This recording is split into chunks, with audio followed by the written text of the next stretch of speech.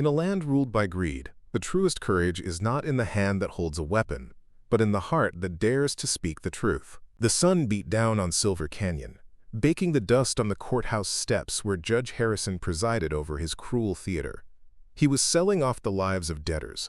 Among the lost souls stood Lillian, her chin held high, a spark of defiance in her eyes that the judge aimed to extinguish. Her supposed crime was questioning his crushing taxes. The crowd watched in fearful silence, their spirits broken long ago. A shadow fell across the steps. A man of the Dakota people, his presence a silent rebuke to the scene, moved through the crowd. He was Akicheta, a warrior whose gaze missed nothing. He had come to trade furs, not to witness this dishonor. But fate had other plans for his day. Akicheta approached the auction block, ignoring the judge's sneer. He did not speak. Instead, he placed a heavy bundle of prime beaver pelts on the table, followed by a leather pouch that spilled silver nuggets onto the wood. The value was more than double Lillian's supposed debt. A collective gasp rippled through the crowd. Judge Harrison's eyes, small and greedy, darted from the silver to Akicheta.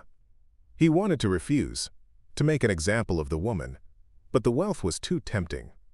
He swept the payment into a drawer. "She is free," Harrison grumbled, his voice dripping with venom. Lillian looked at her rescuer, a silent question in her eyes. Who was this man who would pay such a price for a stranger? As Akicheta turned to leave, Lillian followed, her steps uncertain. The crowd parted for them, a sea of whispers and averted eyes. They were now marked, a pair bound by a public act of defiance.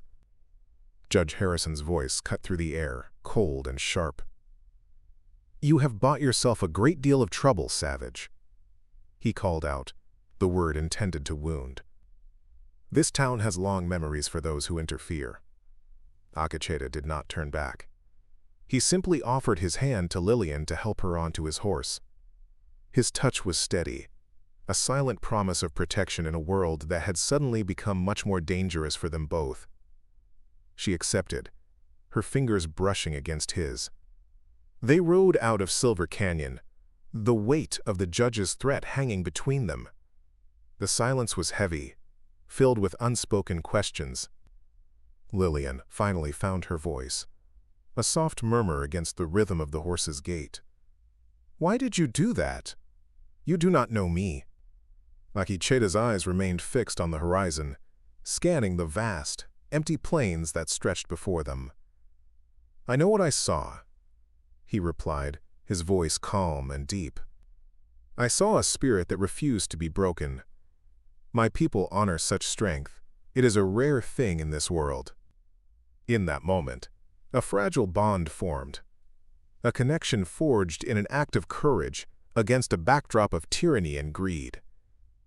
The trail was long, and the sun was relentless. As they rode, the whispers of the town seemed to follow them, carried on the hot wind. Soon, they saw a lone rider approaching. It was Sheriff Brody, his face a mask of weary resignation. His badge was tarnished, much like his soul. He reined in his horse, blocking their path. He looked from Akicheta's stoic face to Lillian's determined one. "You need to keep riding," the sheriff said, his voice low, almost a warning. "And do not stop until you're 100 miles from here. Harrison does not forgive. He does not forget. What he owns, he keeps, and he believes he owns everything in this canyon." Lillian's gaze did not waver. "He is right," she said to Akicheta, her voice steady despite the fear she felt. "This is not just a town. It is his web, and we just tore a hole in it. He will not rest until he has repaired it, using us as the threads." She explained how the judge used false debts and crushing taxes to seize land from honest ranchers and farmers. It was a slow strangulation of the entire valley, a legal conquest that left families destitute. Akicheta listened, his expression unreadable, but he felt the truth in her words. He had seen this kind of greed before. It was a sickness that poisoned the land and the people on it. Sheriff Brody sighed, a sound of deep regret. She speaks the truth. I have seen the documents. I have seen the families he has ruined. But my hands are tied. He has the law in his pocket. He looked directly at Akacheta. He will send men after you. Not men of the law, but men who do his dirty work. Be careful. With that, he tipped his hat and turned his horse, riding back toward the town he was sworn to protect but could not save. His warning was a confirmation of their fears. They were not just running from a corrupt official. They were running from a king in his own kingdom, a man who wrote his own laws. As the sheriff disappeared into the dust, Lillian looked at Akacheta. Gratitude and fear warred in her eyes. You should leave me. This is my fight. You have already done more than enough. Akacheta shook his head, a small, firm gesture. Our paths have crossed for a reason. Where you go, I go. We will face what comes together. His words were simple, yet they held the weight of an unbreakable vow. For the first time since her ordeal began, Lillian did not feel entirely alone. In the stoic warrior beside her, she found an unexpected ally. And perhaps, something more. A flicker of warmth in the cold shadow of fear. They rode hard, pushing their horse through the rugged Badlands. The landscape was a maze of canyons and rock formations, offering both cover and potential traps. Akacheta's instincts were sharp. He felt eyes on them long before he saw the dust cloud on the horizon. 2 riders, moving fast. Harrison's men, he said, his voice a low growl. He urged the horse into a narrow ravine, the rock walls rising high on either side. The pursuit was relentless. The men were skilled trackers, their laughter echoing off the canyon walls as they closed the distance. They were not trying to be quiet. They were enjoying the hunt, confident in its outcome. The ravine narrowed, leading to what looked like a dead end. The riders, Luke and Gus, slowed their horses, savoring the moment. They were notorious for their cruelty, 2 hounds loyal only to Harrison's gold. Nowhere left to run, Luke called out, his voice full of mock pity. The judge wants the girl back, says she has something that belongs to him. Lillian's hand tightened on Akacheta's arm. But Akacheta was not looking at the trap ahead.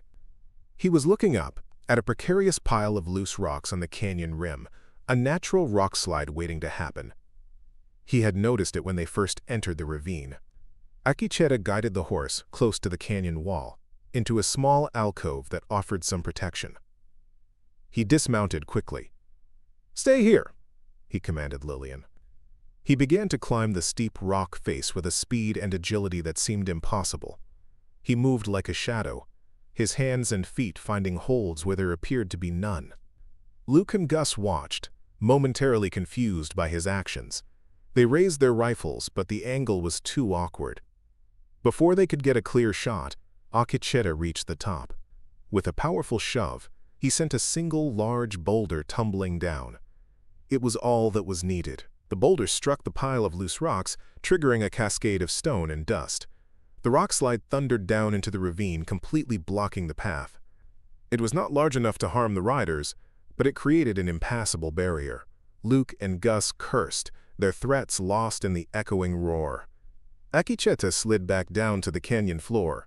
He took the reins, his breathing even, his eyes calm. They had won a little time.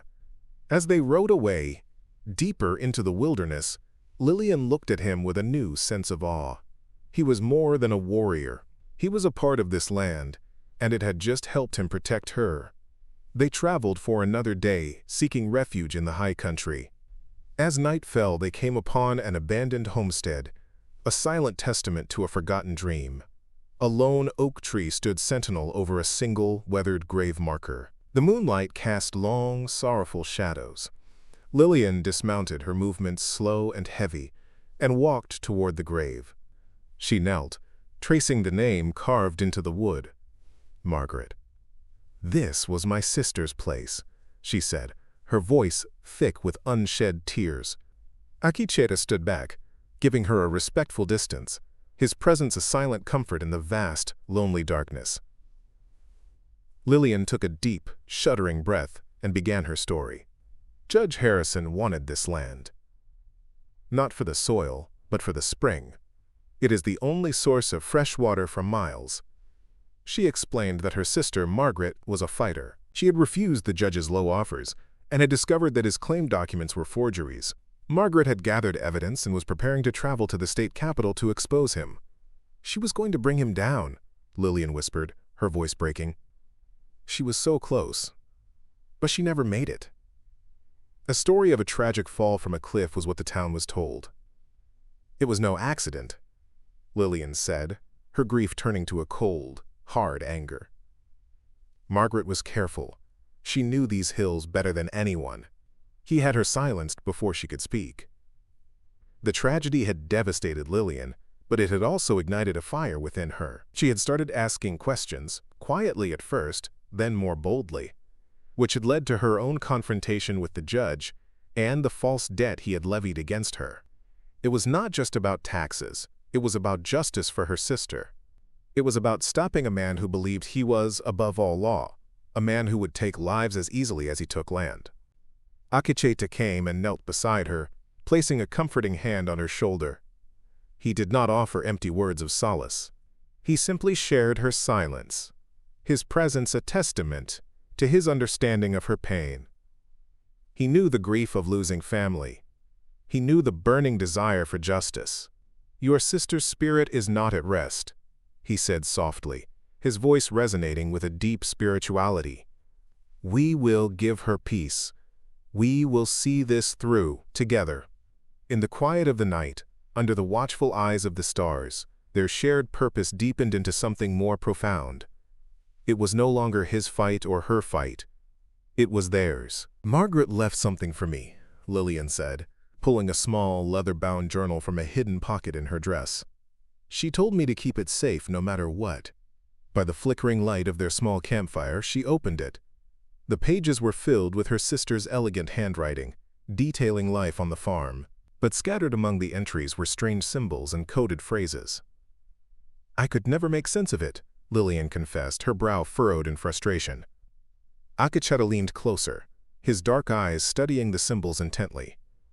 He recognized them. They were similar to the trail markers and pictograms his own people used. "This is not just writing," Akecheta said, tracing a symbol with his finger. "This is a map, a story told in signs." He explained how the symbols represented landmarks: a tall pine, a split rock, a dry riverbed. Working together, they began to decipher the code. Margaret's journal was a brilliant puzzle. It revealed that Judge Harrison was not working alone. He was a partner in a much larger scheme with a powerful railroad company. The company wanted a right-of-way through the valley, and Harrison's job was to clear the land of any inconvenient ownership claims, both from settlers and from Akecheta's tribe. The journal revealed the true scale of Harrison's greed. The land he was seizing was not just for the railroad. It was rich in silver, a fact known only to him and his partners. The treaties protecting the native lands were nothing more than pieces of paper to them. This revelation struck Akecheta with the force of a physical blow. It was not just Lillian's home that was under threat, but the ancestral lands of his people. The fight had become deeply personal for him as well. Their two worlds, once so separate, were now bound by a common enemy and a shared struggle for survival. The most important secret was the last one they deciphered. A series of symbols pointed to the location of Harrison's ledger, the book where he meticulously recorded every illegal transaction, every bribe, every threat. It was the one piece of evidence that could bring his entire corrupt empire crashing down. And according to the journal, it was hidden in the one place no one would dare to look. Inside the courthouse itself, the very seat of his power. The knowledge was a heavy weight. They now had the key. But using it meant walking back into the lion's den, a risk that could cost them everything. The constant pursuit had taken its toll. Their horse was tired, and their supplies were low. Akecheta knew they needed a safe place to rest and plan. He led them high into the mountains, to a secluded cabin belonging to an old prospector named Samuel. Samuel was a friend of Akecheta's father, a grizzled recluse with eyes that had seen too much of the world's greed. He greeted them with a grunt and a suspicious glare, but he recognized the warrior and offered them shelter. "Harrison," Samuel spat the name like poison. "That man is a plague. He stole a claim from me years ago." Samuel's cabin was a refuge. For the first time in days, they could breathe. While Akacheta helped Samuel with chores, Lillian tended to their horse and cooked for them. The simple domesticity was a stark contrast to the danger they had faced. In the quiet evenings, they would talk. Lillian spoke of her dreams of being a school teacher, of a life filled with books and children. Akacheta shared stories of his people, of their traditions, and their deep connection to the land. They discovered a shared sense of humor, a shared love for the wild beauty of the country. One evening, as they sat by the fire, Lillian noticed a deep scar on Akacheta's arm. She gently touched it, her fingers tracing the raised line. "A bear," he said simply. "When I was a boy, it taught me that the most dangerous creatures are not always the ones with the loudest roar." His gaze met hers, and in that moment the space between them seemed to shrink. He saw not pity in her eyes, but a profound understanding. She saw not just a stoic warrior, but a man of deep feeling and quiet strength. The bond between them was no longer just about survival. It was transforming into a tender, unspoken affection. Samuel watched them from the shadows, a rare smile touching his lips. He saw the way they looked at each other, the easy comfort they found in each other's presence. He had lived a lonely life, and seeing this connection bloom in the midst of such danger reminded him of a time when he too had believed in something more than just survival. "You two are good for each other," he said one night, his voice gruff but kind. "You give an old man hope." His words hung in the air, a simple acknowledgement of the love story that was quietly unfolding in the heart of the wilderness. Their time at the cabin was a necessary respite, but they knew it could not last. Samuel's only contact with the outside world was a traveling trader who visited once a month to buy his gold dust. The trader was a shifty man with watchful eyes, and Akacheta felt a sense of unease when he arrived. The trader saw the wanted posters in the last town he visited. He recognized the descriptions of the fugitives immediately. The reward offered by Judge Harrison was a fortune, enough to make a man forget all loyalty. He said nothing to Samuel, but his mind was already calculating his profits. The trader left Samuel's cabin and rode straight for Silver Canyon. He went directly to the sheriff's office, his heart pounding with a mixture of greed and fear. He told Sheriff Brody everything, describing the location of the cabin in detail. "The reward?" the trader stammered. "Is it still good?" Sheriff Brody looked at the man with contempt. He knew the trader was selling them out for gold, the same way so many others had sold their souls to Judge Harrison. Brody's conscience, long dormant, was stirring. He had grown tired of enforcing the judge's brand of justice. Instead of gathering a posse, Sheriff Brody made a decision. He rode out from town alone, telling his deputy he was investigating a report of illegal trapping. His journey to the mountains was a journey of self-reflection. He thought of Margaret, of her courage. He thought of the fear in the eyes of the townspeople. He was a lawman who had allowed the law to become a weapon for a tyrant. When he arrived at Samuel's cabin, his face was grim. His sudden appearance sent a jolt of alarm through the small group. They had been found. The betrayal was a bitter pill to swallow. Akacheta and Samuel immediately reached for their rifles. Lillian stood frozen, her face pale. They believed the sheriff had come to arrest them, or worse. The standoff was tense, the silence broken only by the wind whistling through the pines. Sheriff Brody held up a hand, a gesture of peace. "I am not here to take you in," he said, his voice heavy with the weight of his decision. "I am here because I can no longer stand by and watch what is happening to my town." His words were unexpected, a potential lifeline in a sea of despair. But could they trust a man who had served their enemy for so long? The air in the cabin was thick with suspicion. Samuel kept his rifle trained on the sheriff. Akacheta stood like a statue, his eyes narrowed, judging the lawman's every breath. "Words are cheap, Sheriff," Akacheta said, his voice level. "Your actions have spoken for you until now." It was Lillian who broke the deadlock. She saw the genuine conflict in Brody's eyes, the deep shame of a man who knew he had failed his duty. She stepped forward, holding out her sister's journal. "Read this," she urged, her voice trembling slightly. "Read what Margaret wrote on her last day." Sheriff Brody took the journal, his hands unsteady. He sat by the fire, the pages illuminated by the dancing flames. As he read, his expression hardened. He remembered that day clearly. He had been the one to find Margaret's body. The judge had dismissed it as an accident, and Brody, wanting to avoid trouble, had agreed. But the doubts had always lingered. The journal was not just an accusation. It was a voice from the grave, and it confirmed his darkest suspicions. He closed the book, a new resolve settling upon him. "I knew it," he said, his voice choked with emotion. "I knew it was not right." The sheriff had made his choice. He could no longer be a pawn in Harrison's game. "I cannot arrest him." "Not yet," Brody admitted. "He owns the courts, the town council, everything. A direct move would be a disaster." He leaned forward, his voice dropping to a conspiratorial whisper. "But I can give you a chance. Tomorrow night, there is a high-stakes card game at the saloon. Harrison will be there. It is his one great vanity. I will make sure he and his men are distracted. It will be your only opportunity to get into the courthouse unseen." It was a dangerous plan, a long shot, but it was their only shot. A fragile alliance was formed. Samuel, convinced of the sheriff's sincerity, offered to create a diversion on the far side of town if needed. Akecheta and Lillian would go for the ledger. As they planned, a new dynamic emerged. Akecheta's respect for Lillian's courage deepened. He saw her not as a victim to be protected, but as a partner in this dangerous endeavor. She, in turn, drew strength from his unwavering resolve. Their hands brushed as they looked over a hand-drawn map of the town, and the brief contact sent a current of warmth and unspoken promise through them both. The next night, Silver Canyon was alive with the boisterous sounds of the card game. As Sheriff Brody had promised, Judge Harrison and his cronies were deeply engrossed, their attention fixed on the piles of gold on the table.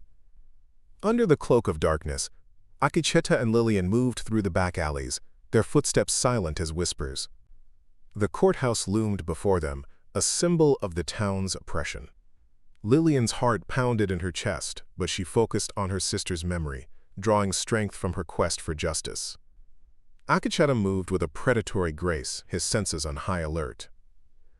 They reached the back of the building. A window in the judge's office was their entry point. It was locked, but Akecheta's skill with a knife made short work of the simple latch. He slipped inside, then helped Lillian through. The office was opulent, filled with expensive furniture and law books that were merely for show.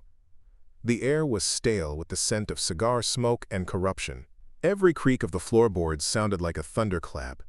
They had to move quickly. The distraction at the saloon would not last forever. They were in the belly of the beast. Lillian remembered the details from her sister's journal. The hiding place was behind the judge's self-important portrait that hung on the wall. Working together, they carefully lifted the heavy frame from its hook. Behind it, just as the journal had described, was a small, iron safe embedded in the wall. "The combination," Lillian whispered, her mind racing. Margaret overheard it once, the year the town was founded.